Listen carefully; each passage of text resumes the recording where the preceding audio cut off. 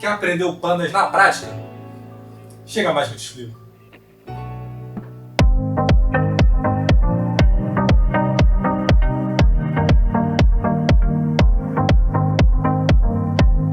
Fala galera, beleza? Fabrício Matos aqui no canal Codifique. E hoje a gente está mais uma vez com a série Monocódigo para mostrar como é que funciona o Pandas na prática. Então a gente vai sempre fazer isso, a gente sempre tem uma teoria e a prática aqui para vocês verem. E se vocês não viram o vídeo anterior falando sobre o Pandas, eu vou deixar um card aqui em cima, vai lá, assiste, depois volta aqui com a gente para ver como é que a gente vai fazer o Pandas funcionar, beleza? Primeira coisa que a gente vai fazer é o que? Vai instalar o Pandas. E para fazer isso eu vou utilizar a plataforma do Anaconda. O que é um Anaconda? É uma plataforma onde ele já vem com todas as bibliotecas para a parte de ciência de dados e a gente consegue instalar ele no nosso computador. Products Individual Edition. E a gente vai fazer o download do nosso Data Science Toolkit. Tem para Windows, tem para Mac, tem para Linux. Eu gosto muito de instalar o Anaconda porque eu acho que é a maneira mais fácil de ter todas essas bibliotecas instaladas. Muito fácil, você simplesmente baixa o Windows, o famoso NNF, né, o Next, Next, Next, Finish. O macOS, se eu não me engano, você joga para dentro da pastinha da Applications. E do Linux você vai executar um shell script que ele vai instalar na sua home. Ou se você quiser um outro diretório, você também é só mostrar para ele e ele instala para você. Feito isso instalado, a gente vai executar o que? A gente vai executar o Jupyter Notebook. O que é o Jupyter Notebook? É isso aqui, ó, Anaconda Jupyter Notebook. Ele vai levantar um web server. Essa plataforma, essa interface web aqui, né? Vou abrir aqui um novo Jupyter Documents, New, Python 3. Vou mudar o nome dele aqui para Pandas. E essa carinha aqui bonita. Deixa eu só aumentar aqui, né? Acho que tá bom esse tamanho assim. Essa plataforma aqui é bem bacana, né? Porque você consegue fazer exploração dos dados que você está trabalhando, você consegue fazer prototipação e você executa o dado em tempo real. Ó, 2 mais 2, você dá o Ctrl Shift, ele vai e já mostra para você o resultado aqui, né? É muito bacana. Eu gosto também porque você compartilha isso aqui e você pode ter a ajuda de outras pessoas no seu código aqui. Ele gera um arquivinho Jupyter, né? Quem tiver o Jupyter na máquina também vai poder utilizar. Ele também, você consegue compartilhar ele, né? Salvar todo o trabalho feito em HTML, em Markdown, fazer apresentações aqui dentro com ele. Eu não sei se esse aqui consegue ou o Jupyter Lab, mas funciona muito bem. Eu gosto muito de usar o Jupyter Notebook e é isso que a gente vai utilizar aqui pra gente. Então, beleza. Então, vamos parar de enrolação e meter a mão no código. Primeira coisa que a gente vai precisar fazer é o que? A gente vai importar as bibliotecas que a gente vai trabalhar, que vai ser o Pandas e o NumPy. Então, ó, importar bibliotecas com o comando import. Pandas speed. Você passa um alias para ele para você não precisar ficar digitando sempre o nome pandas toda vez e você digita só o PD. E geralmente é sempre assim, pandas você usa o PD, vou importar o NumPy e você chama ele de NP. Para executar, Shift Enter, ele executa e cria uma nova célula para você. O Pandas ele trabalha com Series e Data Frames, né? Na verdade são os principais aqui que a gente vai estar trabalhando. Então eu vou mostrar rapidamente como é que funciona aqui para montar uma Series, que é um array unidimensional. Então aqui, ó, Series. Vou passar uma variável chamada S e eu vou fazer assim, ó, PD Series, abre parênteses, e aí vou criar ela com o np array, que é um NumPy array, que é bem mais rápido de criar. Então, abrir, passo um array, sempre entre colchetes, o array 1, 2, 3, 4, 5. Opa, volta aqui. E vou executar. Executei, ele criou o nosso array aqui, ó, 1, 2, 3, 4, 5. E ele tem o nosso index também, que ele já monta para a gente. E o index começa sempre com o 0. Se você quiser, você pode passar o index da maneira que você quiser. Aqui, como você não passa, ele monta de 0 até o final do seu registro. Mas você pode mudar isso aí, não tem problema nenhum. Por exemplo, você pode fazer assim, ó. Vou botar aqui, ó, com index. montei um array de 0 até 6 e estou passando o parâmetro index do 1 até o 6 também. Então ele vai montar do 1, 2, 3, 4, 5, 6 e aqui está o seu array que você acabou de criar. Beleza? O Pandas ele trabalha aqui também com a leitura de arquivos que são a leitura dos nossos datasets. Ele pode ler diversos tipos de arquivo e um dos que a gente vai estar trabalhando agora é o CSV. E o comando para você estar lendo o CSV é com o comando read CSV, que funciona assim, ó. Lendo CSV. Vou passar aqui uma variável chamada df pd read CSV. E vou passar o diretório do arquivo CSV. E esse diretório e o nome do arquivo já está na minha máquina. Ele funciona assim. Estou passando um parâmetro, que é o delimiter, para dizer que o delimitador desse arquivo é ponto e vírgula. Por default, se você não passar nada, o delimitador é vírgula, né? Já que o arquivo é um arquivo CSV. Aí você pode colocar exatamente o tipo de delimitador que você estiver trabalhando. Pode ser um pipe, por exemplo, tanto faz. No nosso caso aqui, ponto e vírgula. E aí agora eu vou executar. Esse é o nosso arquivo. Tá vendo? Sigla ação, nome da ação, preço de fechamento, o nosso arquivo de ações. Tem ações de 2009 até 2020. E se você quiser dar uma olhada como é que está o seu arquivo, por exemplo, as 5 primeiras linhas, você pode fazer isso com o comando head, df, head. E ele passa por default as 5 primeiras linhas. Você pode alterar, se quiser ver 10, por exemplo, você dá o comando e ele vai passar as 10 linhas para você. Se você quiser ver os últimos registros, você também consegue. Como? Você vai fazer assim, ó, df, comando tail. E ele vai pegar os últimos 5 registros para você. Obviamente, se você quiser aumentar isso, você também consegue. Se você quiser verificar as colunas que estão dentro do seu dataset, também dá para fazer. Como? df columns. E aqui vai mostrar todas as colunas que estão dentro do seu dataset. Beleza? Uma coisa muito interessante que a gente usa muito é o que? A parte de filtros. Se eu quiser filtrar algum tipo de informação aqui no meu dataset. Dá para fazer isso? Com certeza. Eu vou filtrar só as ações do Itaú. df Itaú. Chamei ela aqui, né? Nossa variável df Itaú. Então eu passo o data frame que eu estou trabalhando. E agora, por dentro, eu vou chamar o data frame e o nome do campo que eu quero filtrar. df. E aqui vai ser... Vamos filtrar pela sigla da ação, já que eu quero a ação do Itaú. E aqui, igual, igual. Porque se só for igual é atribuição. Comparação é igual, igual. Vírgula. E tub4, que é a sigla da ação do Itaú. E aí, se eu passar agora df Itaú, tá aqui, ó, ele filtrou só as ações do Itaú.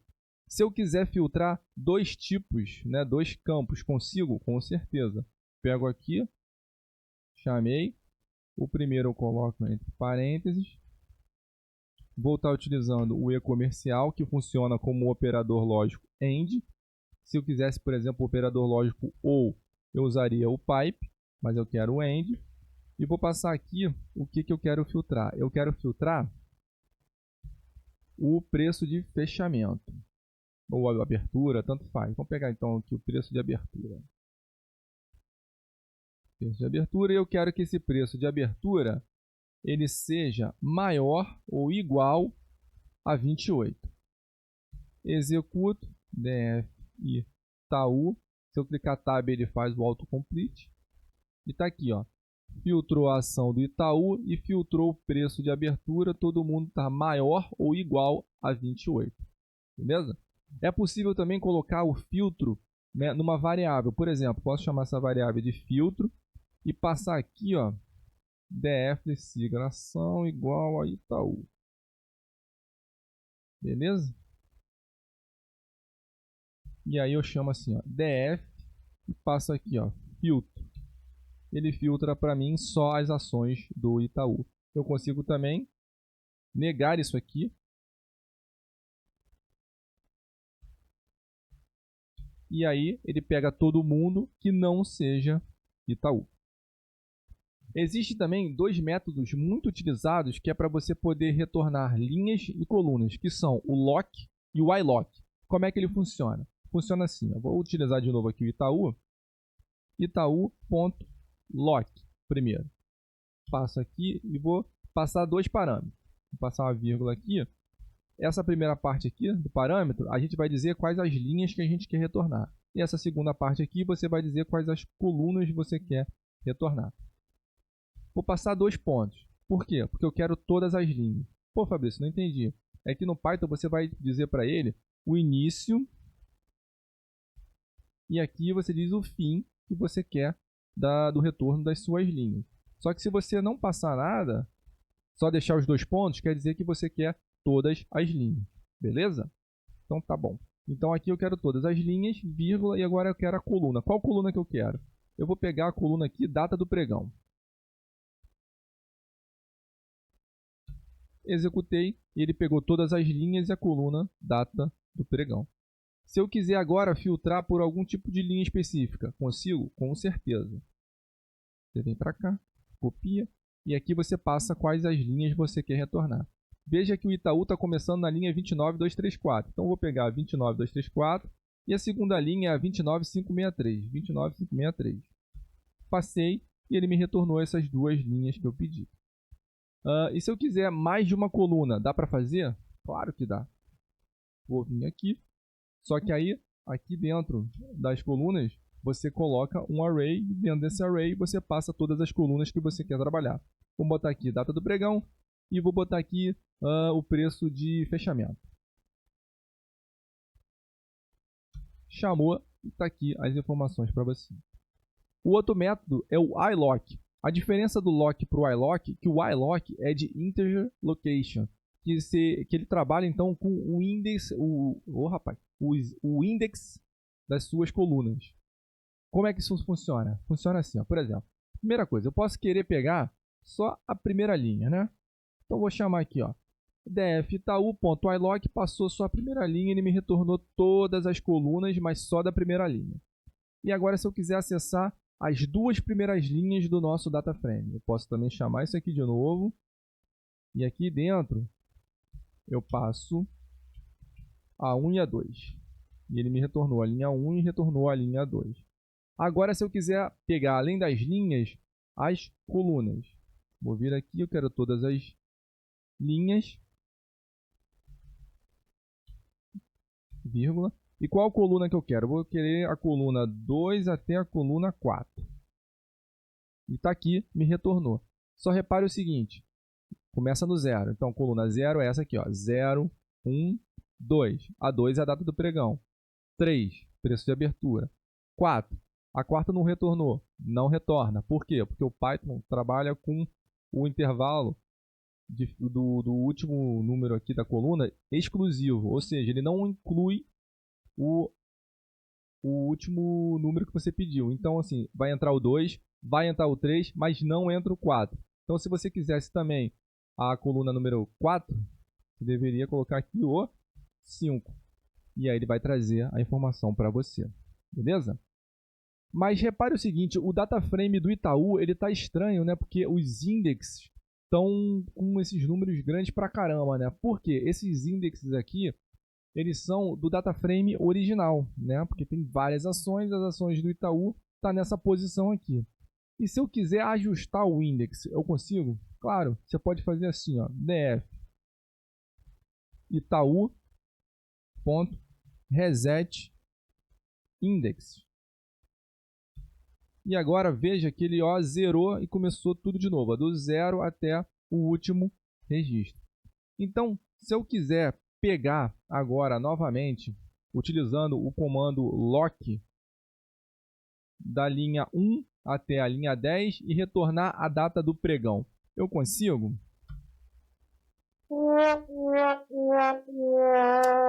Não. Deu erro, né? Mas por que deu erro? Porque essa mudança ela não é feita no data frame original. O data frame original é o nosso df Itaú. Aqui a gente fez o reset index, mas ele só está mostrando como é que vai ficar. Ele não foi feito efetivamente. Então, se você retornar aqui o seu DF Itaú, ele ainda está com os indexes originais. Para você poder aplicar essa mudança, você tem que passar o parâmetro inPlace. Então, se eu quiser dar o reset index aqui, eu tenho que vir aqui, ó, e passar inPlace igual a true. E agora, se eu passar novamente o Itaú, agora ele fez a mudança dos índices. Bacana pra caramba, né? Maneiro. Agora é o seguinte, se eu quiser mudar o índice do DataFrame para algum campo do DataFrame, eu consigo? Com certeza. Quer ver um exemplo? Vou pegar aqui um DataFrame novo. DataFrame empresa. Tem o e-mail, o departamento e o nome. Eu quero colocar como index o e-mail. Consigo fazer isso? Claro. Como? Você vai fazer assim, ó, df empresa.setIndex e vai dizer qual é o campo que você quer que ele se torne o seu index. O e-mail agora é o index do DataFrame df empresa. Então agora eu quero buscar pelo e-mail da Maria. Consigo fazer isso? Consegue. df empresa.lock e aí você vai passar o e-mail da Maria que você quer procurar. Então vamos lá. Ixi. Deu erro de novo, né? Mas por que deu erro? Deu erro porque a gente não utilizou o inPlace. Então, o seu DataFrame original, que é o DF empresa, ele ainda não está como index a coluna e-mail. Então não pode esquecer. Quer que funcione da primeira vez, quer que seja efetivamente colocado o e-mail como index, tem que usar o inPlace. Então a gente vai fazer isso aqui agora. Vai passar o df empresa, setIndex, e-mail, vírgula, inPlace igual a true. E se eu chamar o empresa de novo, agora está aí, funciona bacaninha. Se eu quiser retornar, né, eu não quero mais que o e-mail seja o index, eu quero que volte a como estava anteriormente. Consigo? Claro, você pode utilizar isso aqui, ó, df empresa, e você vai utilizar o comando reset index.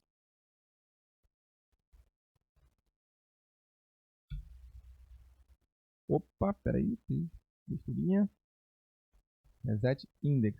Beleza? Ele voltou ao original, né? Voltou. Só que a gente não passou o inPlace. Então quer dizer que ele ainda não fez, não efetivou. Se você quiser efetivar, você vai dar o comando inPlace e agora o df empresa, ele está lá, voltou ao df original, o seu DataFrame original, com os indexes começando com 1, 0 e 2. Legal? Uma coisa muito interessante também é o que? No seu dataset você pode buscar, e na maioria das vezes isso acontece, é o que? Os campos vêm faltando. Tem informação faltando no seu dataset. Missing, né? Campos com valores missing. E o Pandas é legal que ele trabalha muito bem isso, porque ele já tem um comando para buscar se está faltando ou não. E como é que a gente vai fazer isso? Vou mostrar aqui para vocês. Vou criar aqui um DataFrame. Criei um DataFrame com valores randômicos. Criei os indexes de 0 a 6, as colunas de 1, 2 e 3. E botei aqui, usando o iLock, o np.num, que é o que? O numpy.num, para você passar um valor missing vazio exatamente nesses caminhos aqui, ou seja, no 2, né, da linha 1 a 2, que é essa aqui, no index 0, que é a coluna 1, e passei esse aqui, que é exatamente essa posição aqui. E agora a gente pode utilizar o método isNull para descobrir se tem campos vazios no nosso dataset. Logicamente que aqui você já está vendo, né, porque ele é pequenininho, mas se você tiver um dataset muito grande, você não vai conseguir descobrir e você vai utilizar esse método que é o isNull. Então a gente vai fazer assim, ó, df.isNull, e aqui eu vou chamar o sun. Para quê? Porque ele já agrega para mim a quantidade de nulos por campo. Então, ó, na coluna 1 eu tenho um vazio, e é verdade. Na coluna 2 eu não tenho nenhum vazio. Na coluna 3 eu tenho um vazio. Beleza? Também posso utilizar o not null para descobrir quantos estão preenchidos, né? Que é o inverso desse aqui. E se a gente tiver esses dados faltantes aqui, você faz o quê? Tem várias técnicas para você utilizar. Uma delas é você simplesmente tirar o seu registro faltante, e aí tem que ver se isso faz sentido ou não na sua regra de negócio. Ou então você pode fazer o quê? Você pode incluir um valor ali. Como? Você pode tirar a média dos campos e colocar ele ali para você não ter mais esse valor faltante. E o Pandas permite isso com o quê? Com o método fillNA. Então vamos lá. Vou pegar o comando aqui. O comando é esse aqui, ó, df.fillNA, e aí eu estou passando um parâmetro 10. O que ele vai fazer? Ele vai colocar em todos os meus nulos o valor 10. Botou o 10 aqui, botou o 10 aqui. Beleza? Mas eu posso também fazer um pouco diferente. Deixa eu criar novamente aqui o meu dataset. Beleza? Ele vai criar com números diferentes, porque é randômico, né? Mas eu só precisava desses nums aqui. Você pode simplesmente utilizar o fillNA para um campo específico. Ah, não, eu só quero colocar o fillNA na coluna 1. Dá para fazer isso? Claro que dá. Como? Você chama o seu data frame, passa a coluna que você quer incluir, vai ser ponto fillNA, e aqui você bota 10. Executou e está aqui, ó. Ele incluiu o 10 para você. Lembre-se que esse novo data frame aqui. Então tá 1, 2, né? Ele colocou o 10 aqui. No 3 ele não colocou nada porque você não pediu. Vou criar novamente o data frame. Agora o data frame original é esse aqui, os dois estão vazios. E você pode fazer o que? Você pode calcular a média, né, dos campos e incluir em todos os registros a média dos campos que você tem aqui. Como é que funciona isso aqui? Ó, funciona assim. df, e ainda vou mostrar mais um método, que é o método apply. Apply. E o que o apply faz? O apply, ele aplica uma função em todos os registros do seu data frame. Então eu quero que ele aplique uma função. E qual é essa função? Eu vou criar uma função aqui, lambda, que é o que? O lambda é uma função anônima no Python, que você só executa ela nesse específico pedacinho do código. Você não precisa criar uma função com o def, por exemplo, né? Simplesmente vai passar essa função só nesse pedacinho de código, então você usa o lambda. x.fillNA, x.min, e aí eu faço vírgula e vou passar aqui o axis igual a 0. Beleza. Executei. E o que eu fiz aqui? Vamos lá, para explicar. O que eu estou fazendo aqui é o seguinte. Eu estou fazendo a média do x e estou mandando ele incluir o x, né? Depois que eu tirei a média, estou mandando ele incluir, né, com o comando fillNA em todos os valores vazios. E o lambda x é o nome da minha variável, né? Essa lambda aqui é a função, o x é a minha variável, o x é a variável incluindo a média do que a gente está calculando. O que ele está fazendo, na verdade, é o seguinte. Aqui estava vazio, né? Ele vai fazer o quê? A média da coluna 1 toda. Então ele vai pegar o 37, vai somar com 68, 78, 58, 70, vai dividir pela quantidade e vai incluir aqui no que está vazio o valor 62.2. A mesma coisa vai acontecer com esse cara aqui. Ele somou todo mundo que estava aqui, tirou a média e incluiu aqui. O parâmetro x é importante.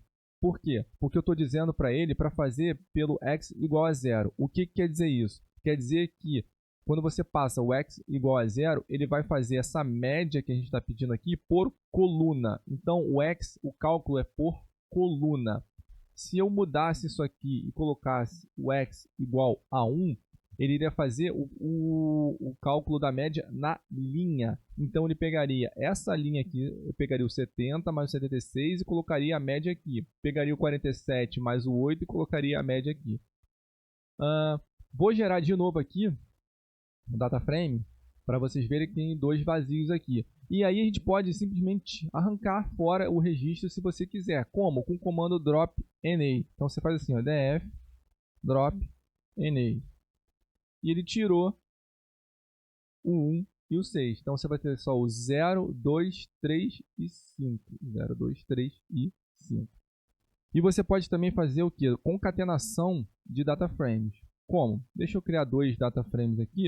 Já estão prontos aqui para andar mais rápido. Um é o data frame times 1 e o outro é o data frame time 2. Repare que eu utilizei chave valor aqui num dicionário, né? Eu criei uma variável, chamei um dicionário aqui e fui criando, ó, time a chave e os valores dentro de um array. A mesma coisa para cá. Criei esses dois aqui e você pode utilizar o concat. Como é que funciona? Funciona assim, ó. Pedir, ponto, concat, e aí você passa